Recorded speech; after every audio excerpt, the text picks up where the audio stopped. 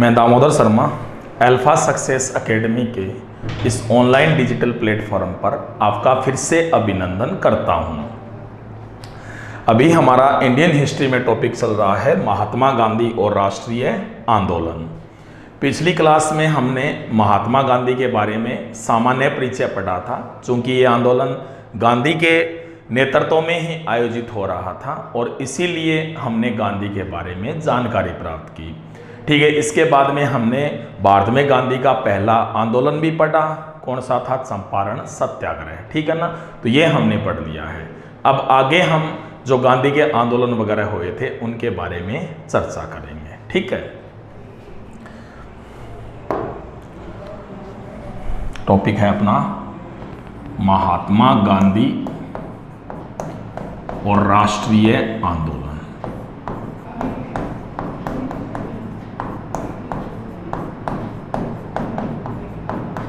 ठीक है, पहले अपन ने चंपारण सत्याग्रह पढ़ा था और अब है खेड़ा सत्याग्रह। खेड़ा सत्याग्रह है, खेड़ा है ना, वो पड़ता है गुजरात में। ये हुआ था 1918 ईस्वी में। ठीक है, दरअसल कारण क्या था कि खेड़ा में है ना 1918 में अकाल पड़ा हुआ था। ठीक है ना, अकाल था, वहां पे कोई पैदावार हुई नहीं थी खेड़ा में। फिर भी जो किसान हैं उनसे कर लिया जा रहा था, किसानों से कर लिया जा रहा था अकाल के बावजूद। अब किसान काफी परेशान थे, अब पैदावार हुई नहीं थी तो कर कहां से देंगे। इसलिए उन्होंने महात्मा गांधी से आग्रह किया कि वो इस आंदोलन का नेतृत्व करें। ठीक है ना, आग्रह पर महात्मा गांधी ने 1918 में खेड़ा सत्याग्रह प्रारंभ कर दिया। दरअसल गांधी ने कहा था कि किसानों को किसी भी हालत में कर नहीं देना चाहिए। अब गांधी के नेतृत्व के बाद किसानों ने विरोध कर दिया, कर देने से इनकार कर दिया। सरकार ने कहा भी कर तो देना ही पड़ेगा।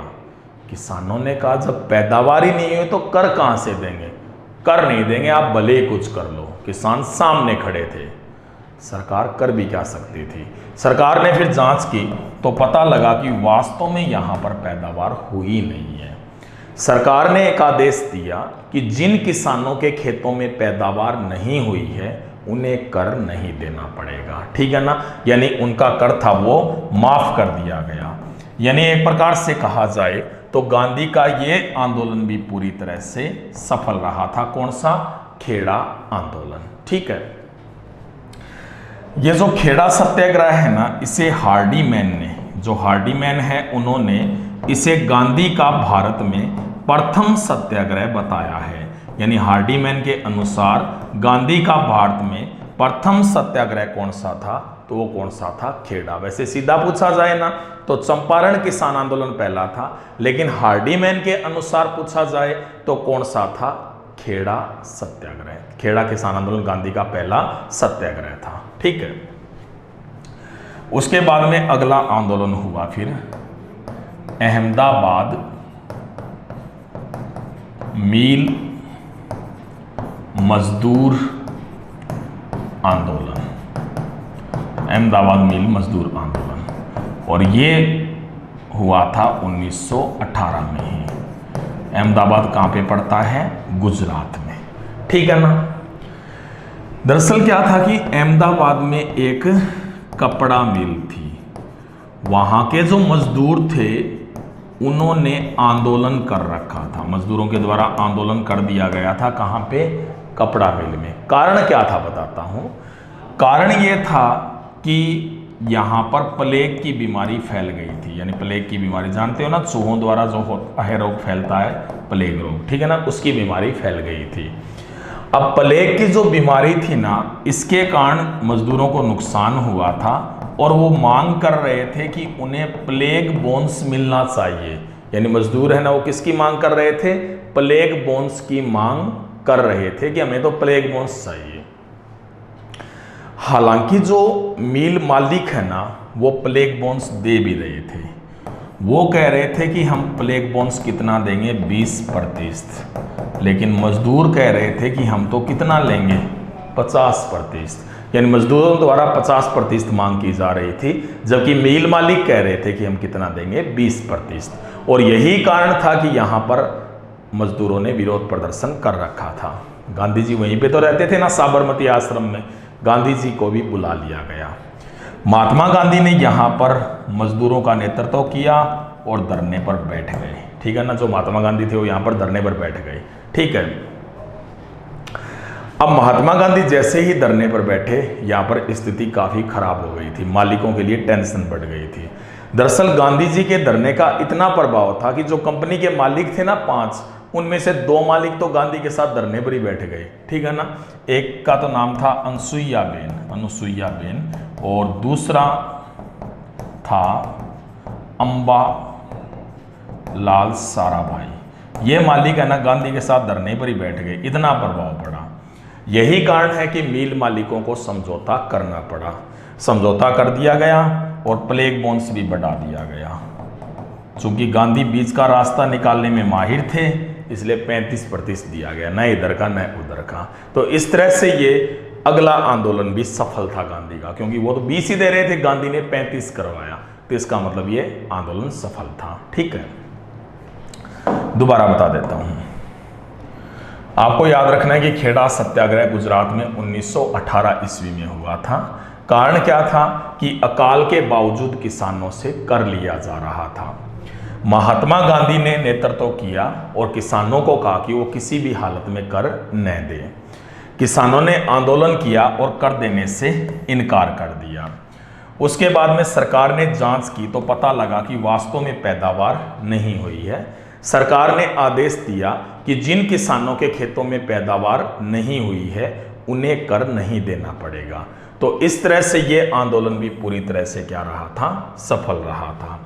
दरअसल जो हार्डीमैन है ना, इन्होंने इसे गांधी का भारत में प्रथम सत्याग्रह बताया। वैसे तो प्रथम सत्याग्रह कौन सा था, चंपारण था भारत में, लेकिन हार्डीमैन ने किसे बताया, खेड़ा को।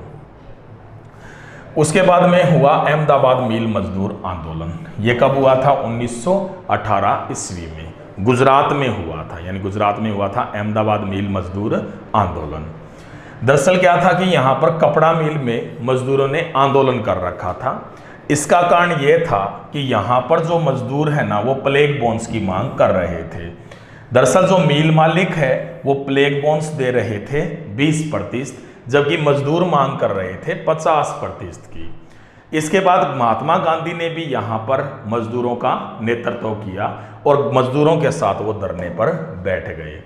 गांधी के आंदोलन का इतना प्रभाव था कि मालिकों में से 2 मालिक अनुसुईया बेन और अंबालाल साराभाई भी गांधी के साथ धरने पर बैठ गए।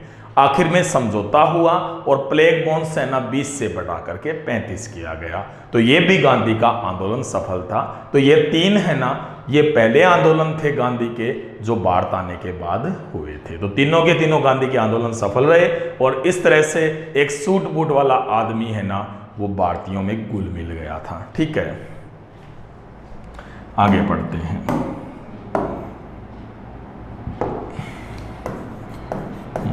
महात्मा गांधी व राष्ट्रीय आंदोलन। ठीक है, और अब चलेगा गांधी युग, गांधी एरा। कब से कब तक रहा था ये, 1919 से लेकर 1947 तक गांधी युग आ गया। ठीक है, और इसी में सबसे पहले हुआ था रोलेट सत्याग्रह। कब हुआ था ये, 1919 ईस्वी में हुआ था। ठीक है ना। कारण क्या था बता देता हूं मैं। दरअसल कारण ये था कि उस समय भारत में क्रांतिकारी गतिविधियां चल रही थी। ठीक है ना, क्रांतिकारी गतिविधियां संचालित हो रही थी उस समय भारत में, जिसके कारण अंग्रेज थे वो काफी परेशान थे। 1917 ईस्वी में क्रांतिकारी गतिविधियों को कुचलने के लिए भारत के गवर्नर जनरल, यानी उस समय भारत के जो गवर्नर जनरल थे उनका नाम था लॉर्ड चेम्सफोर्ड, यानी गवर्नर जनरल कौन थे उस समय? Lord Chelmsford. उन्होंने सिडनी रोलेट की अध्यक्षता में 1917 में सिडनी रोलेट की अध्यक्षता में इन्होंने रोलेट आयोग का गठन किया, यानी रोलेट आयोग का गठन किया कि रोलेट आयोग है ना वो रिपोर्ट दे कि किस प्रकार भारत में जो क्रांतिकारी गतिविधियां चल रही है उन्हें कुचला जाए। 17 मार्च 1919 को आयोग ने अपनी सिफारिशें पेश कर दी और इन सिफारिशों को लॉर्ड चेम्सफोर्ड ने 1919 में ही लागू कर दिया, यानी 1919 में ही इन सिफारिशों को लागू कर दिया गया। ठीक है, ये जो सिफारिशें थी ना जो लागू की गई थी, इसके अनुसार यहाँ पर एक एक्ट यानी कानून बना दिया गया जिसे रोलेट एक्ट कहा गया। तो रोलेट एक्ट कब लागू हुआ था? 1919 ईस्वी में, अप्रैल 1919 में रोलेट एक्ट था वो लॉर्ड चेम्सफोर्ड ने लागू किया। यह जो एक्ट था ना इसमें कहा गया था कि किसी भी व्यक्ति को बिना किसी साक्ष्य के गिरफ्तार किया जा सकता है, यानी कोई भी व्यक्ति है ना उसके लिए किसी भी सबूत की जरूरत नहीं है, जेल में डाला जा सकता है। यानी यह खतरनाक कानून था, किसी को भी कभी भी उठाकर जेल में डाला जा सकता था, पूछने वाला भी नहीं था भी क्यों डाला। ठीक है ना, और इसीलिए इसे भारतीयों ने काला कानून कह दिया, यानी भारतीयों ने कहा कि ये क्या है? काला कानून है, ब्लैक लॉ कहा गया। जबकि इसे भारतीयों ने मतलब कांग्रेस ने खास तौर पर बिना वकील, बिना अपील, बिना वकील और बिना दलील का कानून कहा। यह कहा गया कि इसमें न तो कोई अपील की जा सकती है, न कोई वकील होगा, वकील नहीं होगा तो दलील भी नहीं होगी।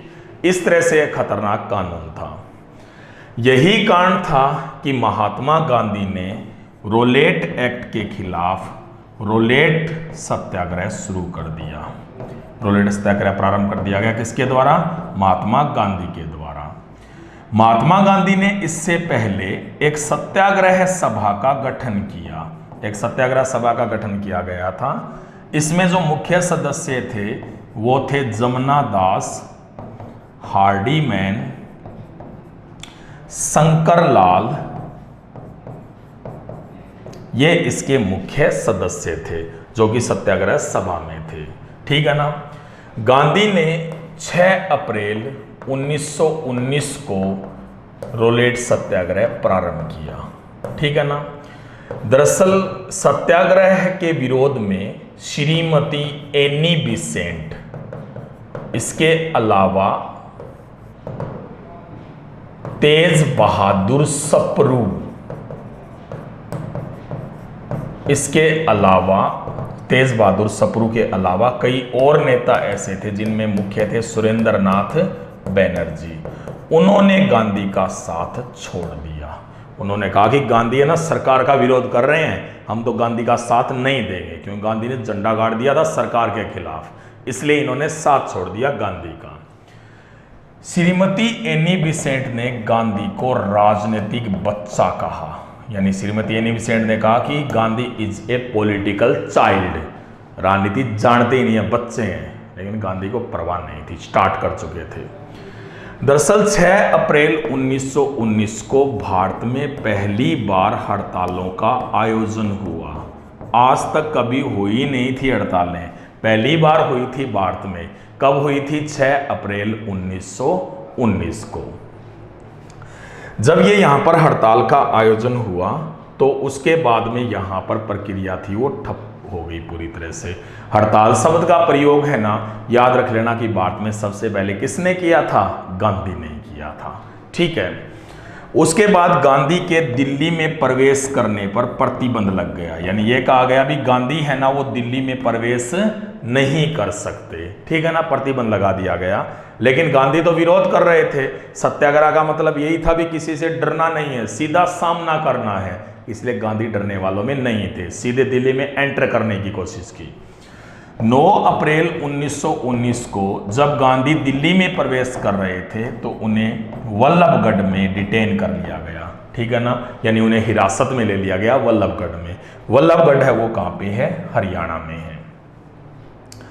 ये जो घटनाएं हो रही थी इससे पंजाब भी काफी ज्यादा प्रभावित हो रहा था। दरअसल पंजाब में भी इसके लिए आंदोलन चल रहे थे। जिस दिन गांधी को गिरफ्तार किया गया उसी दिन 9 अप्रैल 1919 को अमृतसर में कांग्रेस भी प्रदर्शन कर रही थी और 2 नेता, एक का तो नाम था डॉक्टर सत्यपाल और एक का नाम था सैफुद्दीन किचलू, ये 2 नेता थे, इन दोनों को गिरफ्तार कर लिया गया 9 अप्रैल को। 10 अप्रैल 1919 को पूरे भारत में विरोध प्रदर्शन हो रहे थे, जिसके कारण पंजाब में भी विरोध प्रदर्शन हुए, यानी पंजाब में जितने हो रहे थे ना उतने और कहीं नहीं हो रहे थे।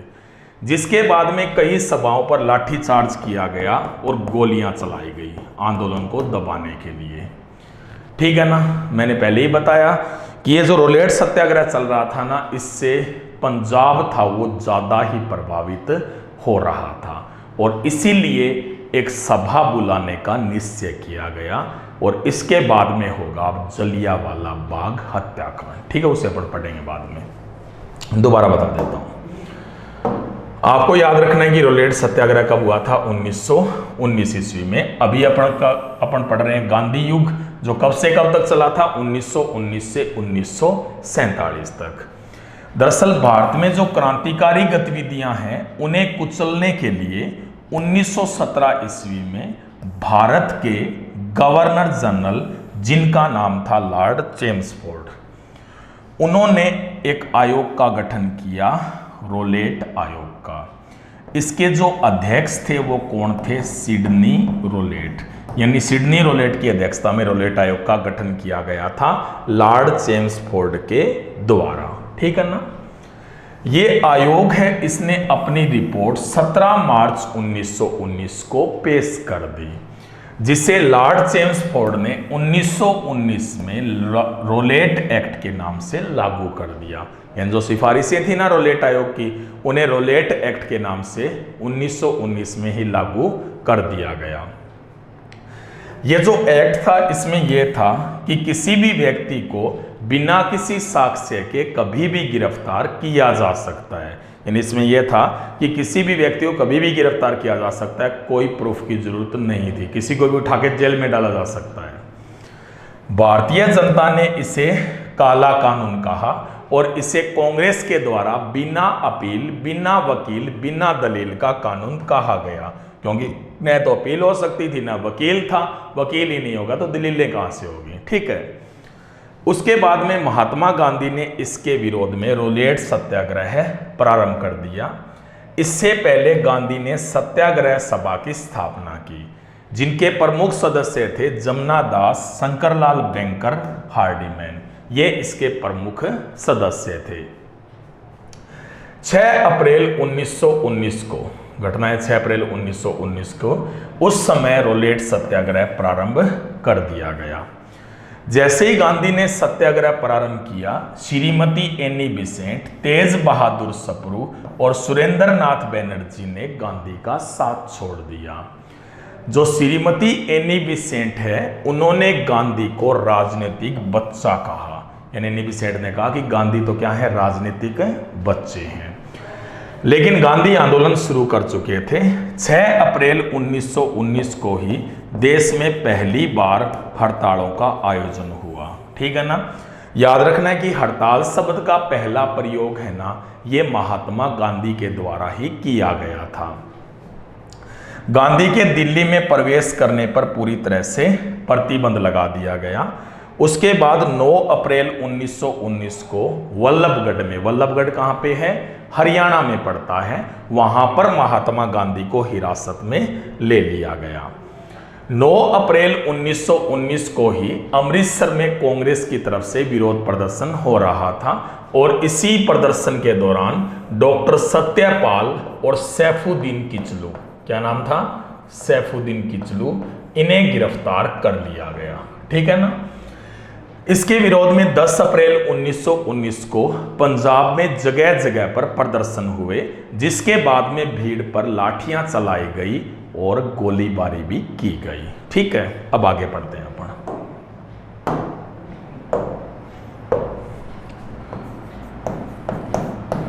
महात्मा गांधी व राष्ट्रीय आंदोलन। ठीक है, उसके बाद में हुआ जलियांवाला बाग हत्याकांड।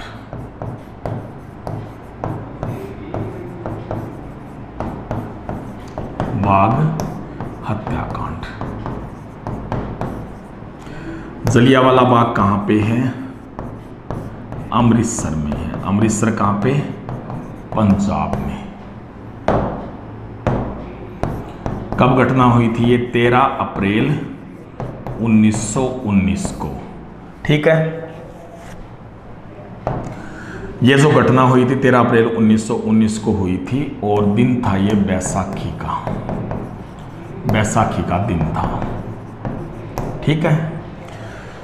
जलियांवाला बाग हत्याकांड की बात की जाए तो कहते हैं कि यहां पर है ना एक शांत सभा का आयोजन किया गया था। एक सभा बुलाई गई थी जिसमें चर्चा करनी थी कि जो यहां पर सरकार अत्याचार कर रही है उसका विरोध किस प्रकार से किया जाए। उस समय पंजाब के लेफ्टिनेंट गवर्नर थे जिनका नाम था माइकल ओ डायर। ये उस समय पंजाब के लेफ्टिनेंट गवर्नर थे। उस समय भारत के गवर्नर जनरल थे लॉर्ड चेम्सफोर्ड। ये उस समय भारत के गवर्नर जनरल थे। माइकल ओ डायर ने यहां इस सभा को असफल बनाने का आदेश दिया। एक अधिकारी थे, पुलिस अधिकारी, जिनका नाम था जनरल डायर।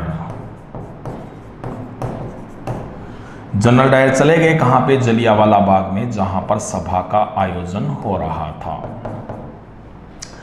जनरल डायर ने अपने सिपाहियों को आदेश दिया कि भीड़ पर गोलियां चला दो और गोलियां तब तक चलाई जाए जब तक कि आपकी गन जवाब देना बंद न कर दे, यानी इतनी गोलियां चलाई जाए। आदेश दिया गया, बिना चेतावनी के गोलियां चला दी गई, जिसमें हजारों लोग थे वो शहीद हुए। हजारों लोग यहां पर शहीद हो गए थे। ठीक है। उसके बाद में यहां पर कहते हैं कि कुछ लोगों ने दीवार से कूदने की कोशिश की, लेकिन डायर ने गन का मुंह उसी ओर मोड़ दिया।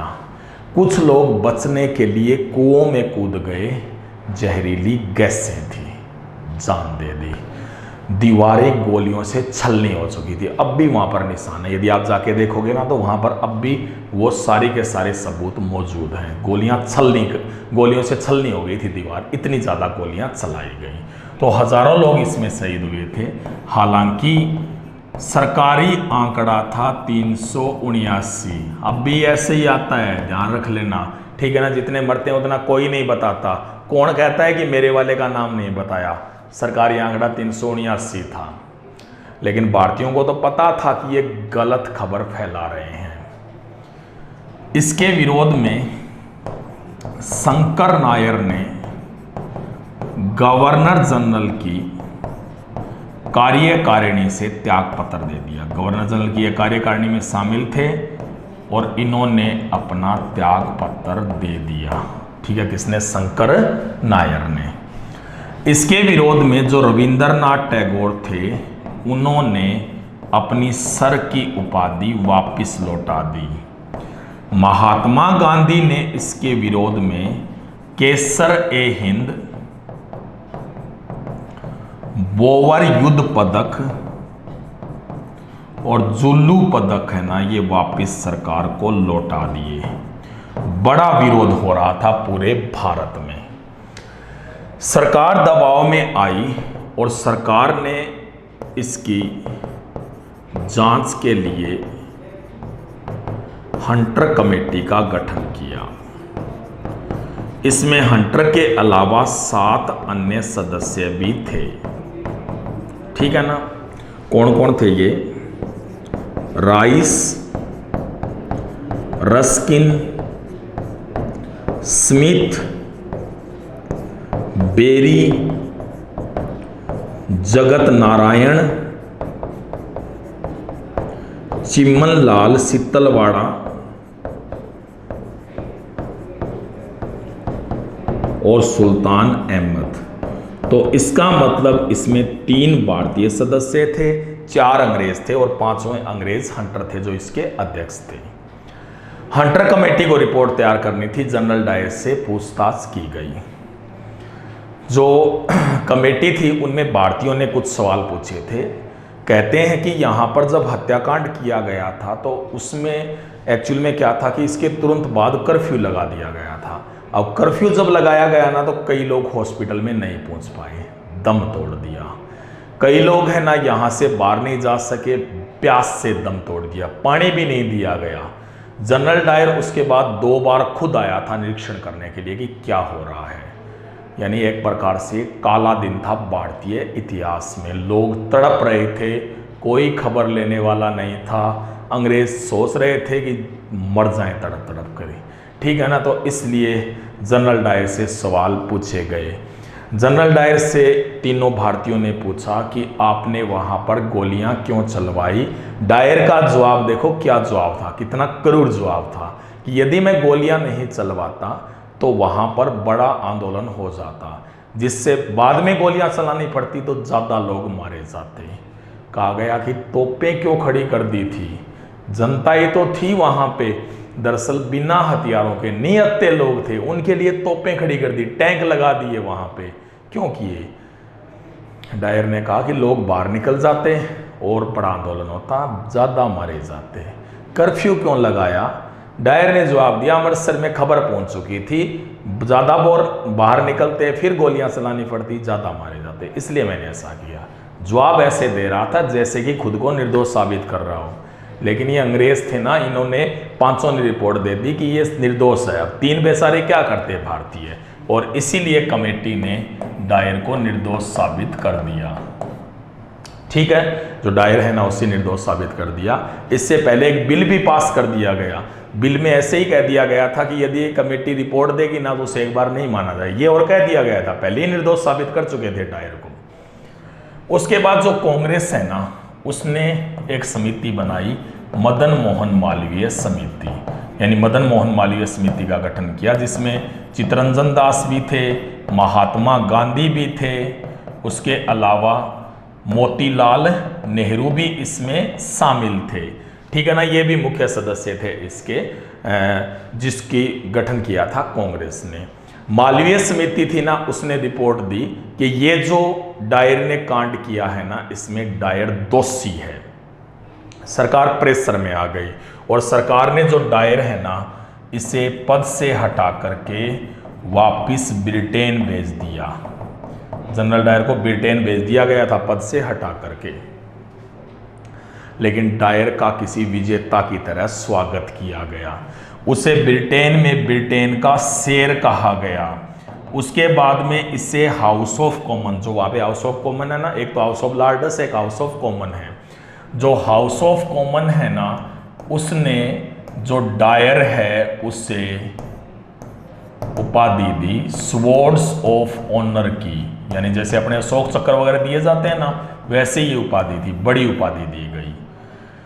उसके बाद में वहाँ पर एक समाचार पत्र तो ऐसा था जिसका नाम था द मॉर्निंग पोस्ट। उसने डायर के लिए चंदा भी ले लिया, यानी उसने कहा कि डायर है ना चूंकि अब नौकरी से निकाला जा चुका है और डायर है ना हमारे लिए हीरो है, इसलिए चंदा भी एकत्रित किया गया। यानी भारत में कहर बरपाने वाला डायर है ना वो हीरो बन चुका था ब्रिटेन में जाकर के। इसी घटना में एक व्यक्ति था जिसका नाम था उधम सिंह।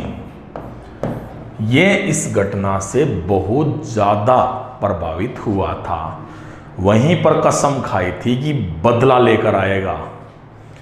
उधम सिंह चला गया ब्रिटेन, जनरल डायर को ढूंढ रहा था, लेकिन जनरल डायर की 1927 में मलेरिया से मृत्यु हो गई थी। तड़प तड़प के मरा था जनरल डायर, जिसने इतना कहर बरपाया था। लेकिन जिंदा था अभी भी माइकल ओ डायर। अब इसका भी योगदान था, इसी ने तो भेजा था जनरल डायर को। माइकल ओ डायर को खबर तो थी कि ऐसा क्रूर है, ठीक है ना, तो इसका भी कसूर था और इसीलिए माइकल ओ डायर के पीछे पीछे रहा, उसकी रेकी करने लगा। 1940 ईस्वी में माइकल ओ डायर को किसी पुस्तक के विमोचन के लिए जाना था। उधम सिंह को इसकी खबर लग गई। उधम सिंह ने एक डायरी ली, बीच में से काटा पेज को, पिस्टल डाल लिया और डायरी लेकर के अंदर प्रवेश कर गए। चेक हुए लेकिन पता नहीं चल पाया कि पिस्टल लेकर आए हैं। उसके बाद में जो माइकल ओ डायर था पुस्तक के विमोचन के लिए जैसे ही खड़ा हुआ, गोलियां चला दी, उड़ा दिया माइकल ओ डायर को। 1940 में किसने? उधम सिंह ने, और घटना का बदला लिया, ठीक है ना। ये जो घटना हुई थी ना जलियांवाला बाग हत्याकांड, इसका बदला लेकर आया था कौन? उधम सिंह 1940 में। उसके बाद में 31 जुलाई 1940 को इसे फांसी दे दी गई। शहीद उधम सिंह को फांसी दी गई 31 जुलाई 1940 को, लेकिन इन्होंने अपना काम पूरा कर दिया था। याद रख लेना है कि ब्रिटेन के जो प्रथम राष्ट्राध्यक्ष थे उनका नाम था डेविड कैमरून, जिन्होंने जलियांवाला बाग हत्याकांड स्थल पर जाकर माफी मांगी थी। यानी उन्होंने पहली बार माफी मांगी थी जलियांवाला बाग हत्याकांड स्थल पर जाकर के। और अभी हाल ही में ब्रिटेन सरकार ने एक प्रस्ताव पारित किया जिसमें कहा गया कि जलियांवाला बाग हत्याकांड उन पर एक दाग है, ठीक है ना। तो अब तो दरअसल कह रहे हैं, लेकिन उस समय बड़ा कहर बरपाया था, काला दिन बन गया था ये भारतीय इतिहास के लिए। समझ गए ना? यहां तक दोबारा बता देता हूं आपको मैं। आपको याद रखना है कि जलियांवाला बाग हत्याकांड अमृतसर पंजाब में, दिन कौन सा था? 13 अप्रैल 1919 बैसाखी का दिन था। एक शांत सभा का आयोजन किया जा रहा था जलियांवाला बाग में। उसी समय एक पुलिस अधिकारी जिसका नाम था जनरल डायर, उसने शांत सभा पर गोलियां चलवा दी, जिसमें हजारों लोग शहीद हो गए। बिना चेतावनी के गोलियां चलवाई गई थी। हालांकि सरकारी आंकड़ा कितना था? 379। जब ये जलियांवाला बाग हत्याकांड की घटना घटित हुई थी, उस समय पंजाब के जो लेफ्टिनेंट गवर्नर थे उनका नाम था माइकल ओ डायर। घटना के समय भारत के जो गवर्नर जनरल थे उनका नाम था लॉर्ड चेम्सफोर्ड। उसके बाद में ये जो घटना थी, इसके विरोध में शंकर नायर ने गवर्नर जनरल की कार्यकारिणी से त्यागपत्र दे दिया। जो रविंद्रनाथ टैगोर है उन्होंने सर की उपाधि वापिस लौटा दी। महात्मा गांधी ने भी केसर ए हिंद, बोवर युद्ध पदक और जुल्लू पदक था ना, ये वापिस लौटा दिया। यानी गांधी ने भी ये वापिस लौटा दिए। उसके बाद में विरोध बढ़ा तो जांच के लिए सरकार ने एक कमेटी का गठन किया, हंटर कमेटी का। हंटर की अध्यक्षता में हंटर कमेटी का गठन किया गया जांच के लिए। जो कमेटी है ना, इसके सदस्य अन्य कौन थे? Rice, Ruskin, Smith, berry, Jagat Narayan, Chimanlal सीतलवाड़ा और सुल्तान अहमद। यानी कमेटी में कितने भारतीय सदस्य थे? 3 थे। कौन कौन थे? जगत नारायण, सुल्तान अहमद और चिमनलाल सीतलवाड़ा। ये 3 भारतीय सदस्य थे। ये जो कमेटी थी ना, इसने डायर को निर्दोष साबित कर दिया। इससे पहले ही सरकार ने एक बिल भी पास कर दिया था जिसमें पहले से ही कह दिया गया था कि ये दोषी साबित करेंगे तो भी नहीं माना जाएगा। उसके बाद में कांग्रेस ने मदन मोहन मालवीय समिति का गठन किया, जिसके मुख्य सदस्यों में चित्तरंजन दास, महात्मा गांधी, मोतीलाल नेहरू थे। ठीक है ना। ये जो समिति थी ना, इसने डायर को दोषी साबित किया, यानी समिति ने बताया कि जो डायर है ना वो यहाँ पर दोषी है। उसके बाद में जो सरकार है वो दबाव में आई और सरकार ने जनरल डायर को भारत से वापस भेज दिया। इसे पद से हटा दिया गया और वापस ब्रिटेन भेज दिया गया। ब्रिटेन में जब ये गए डायर, तो उनका किसी विजेता की तरह स्वागत किया गया और जनरल डायर को कहा गया ब्रिटेन का शेर। उसके बाद जो हाउस ऑफ कॉमन है ना, उसने इसे स्वॉर्ड्स ऑफ ऑनर की उपाधि से सम्मानित किया, यानी स्वॉर्ड्स ऑफ ऑनर की जो उपाधि है ना वो हाउस ऑफ कॉमन के द्वारा दी गई, किसको? जनरल डायर को। इसके बाद में उधम सिंह है ना, उसने 1940 ईस्वी में माइकल ओ डायर को लंदन में उड़ा दिया। किसको उड़ाया? माइकल ओ डायर को, और घटना का बदला ले लिया। याद रखना है कि जनरल डायर की जो मृत्यु है ना वो 1927 में मलेरिया के कारण हो चुकी थी। डेविड कैमरून है ना, वो ब्रिटेन के प्रथम राष्ट्राध्यक्ष थे जिन्होंने जलियांवाला बाग हत्याकांड स्थल पर जाकर माफी मांगी। कब मांगी थी? 2013 ईस्वी में। जो उधम सिंह है ना, उन्हें 31 जुलाई 1940 को फांसी दी गई थी। तो ये हुआ था जलियांवाला बाग हत्याकांड, और इसने पूरे भारत को हिलाकर रख दिया था।